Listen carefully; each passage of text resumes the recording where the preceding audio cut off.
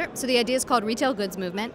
It talks about the idea that the consumer driving to the store is really an extension of the freight value chain. And likewise, the freight movement from the warehouse to the store itself, the last mile of freight, is very different than the rest of the freight system. And if we want to think about policies and technologies to reduce emissions associated with those two pieces of freight, we need to think about them separately because they have a very different set of behavioral drivers and economic drivers, and that our policy will be more productive if we do that.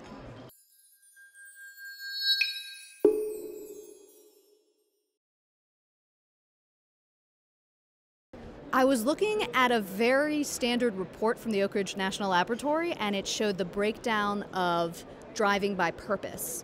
And I saw that shopping was over 20%, and that if you include going out to dinner and doing errands, you're almost approaching 30%. And that just shocked me because I'd been in transportation for a long time, and so much of the conversation is about the commute, and transit is designed for the commute. And I thought, you know, if commute is shrinking as a share of driving, then why aren't we designing and thinking and talking about this other part of driving? And I'd always been fascinated by freight, and so that I had been thinking about for a long time.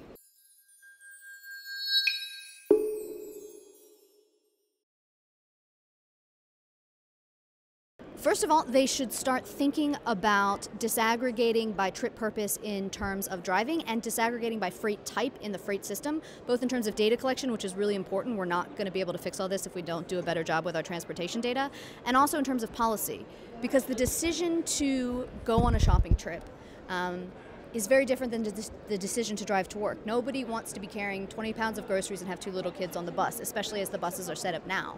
So you have to think about changing those behaviors much differently.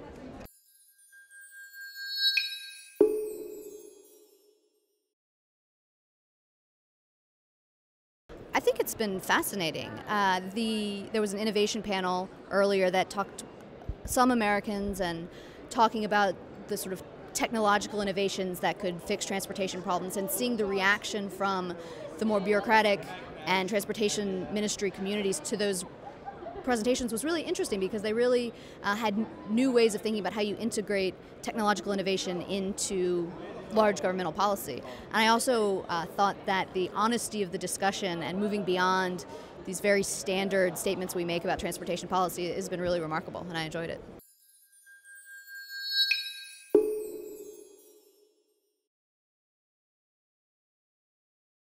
I'll tell them that they need to up their funding for data collection. It's a really small investment in the grand scheme of things, and the payback will be enormous. That's the first thing I tell them. And the second thing I tell them is that we need to think about freight, and we need to talk about freight as much as we talk about driving, because in the US and internationally, freight is becoming a bigger and bigger share of our energy use and our carbon emissions, and it's getting the short shrift in terms of policy and in terms of conversation.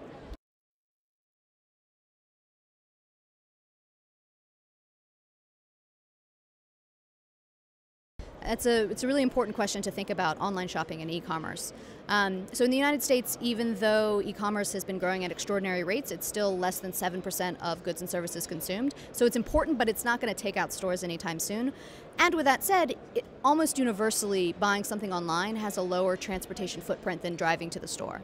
So if you truly are displacing a trip to the store, e-commerce is a great thing. But that doesn't mean our policy should be that all goods are delivered from e-commerce, and I saw a little bit of that going on today, that sort of assumption. And I mean, starting with Jane Jacobs and The Death and Life of Great American Cities, a vibrant, small retail community is critical to a livable city, it's critical to a safe city, it's a city I want to live in.